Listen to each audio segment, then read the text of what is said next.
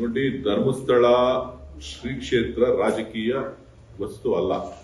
ಬಹುಶಃ ಯಾರು ಇವತ್ತು ಈ ಒಂದು ಶ್ರೀ ಕ್ಷೇತ್ರದ ಪ್ರದರ್ಶನದ ಹೆಸರಿನಲ್ಲಿ ರಾಜಕಾರಣವನ್ನ ಮಾಡಲಿಕ್ಕೆ ಹೊರಟಿದ್ದಾರೆ, ಬಹುಶಃ ಅವರೆಲ್ಲರಿಗೂ ಕೂಡ ನಾಚಿಕೆ ಆಗ್ಬೇಕು. ಕಾರಣ ಏನು ಅಂತ ಹೇಳಿದ್ರೆ, ನಮ್ಮ ಸರ್ಕಾರ ಬರೋದಕ್ಕಿಂತ ಮುಂಚೆಯಿಂದನೂ ಕೂಡ ಇದು ನಡೀತಾ ಇದ್ದಂತ ಒಂದು ಪ್ರಕರಣ. ಸೌಜನ್ಯ ಪ್ರಕರಣ ಇರ್ಬೋದು, ಬೇರೆ ಬೇರೆ ರೀತಿಯ ಆರೋಪಗಳೇನಿತ್ತು, ಆ ಎಲ್ಲ ಆರೋಪಗಳು ಕೂಡ ಹಿಂದೆಯಿಂದನೂ ಕಳೆದ ಒಂದು 5-6 ವರ್ಷಗಳಿಂದ ನಡ್ಕೊಂಡು ಬಂದಂತ ಒಂದು ಆರೋಪ.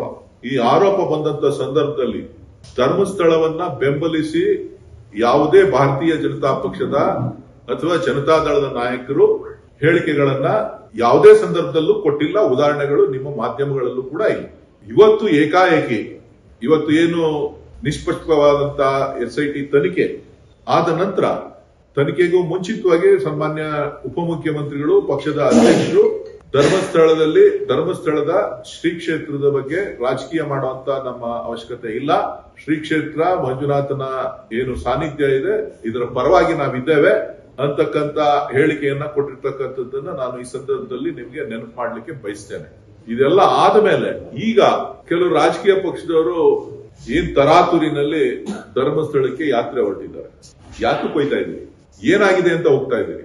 ಯಾರಿಗೆ ಸಾಂತ್ವನ ಹೇಳಲಿಕ್ಕೆ ಹೋಗ್ತಾ ಇದ್ದೀರಿ? ನಿಮ್ಮ ರಾಜಕೀಯ ಬೇಳೆ ಬೈಯುವಂತ ಕಾಲ ಮುಕ್ತಾಯ ಆಗಿದೆ. ದಕ್ಷಿಣದ ಕನ್ನಡ ಜಿಲ್ಲೆ, ಕರಾವಳಿಯ ಜನ ಎಚ್ಚೆತ್ತಿದ್ದಾರೆ.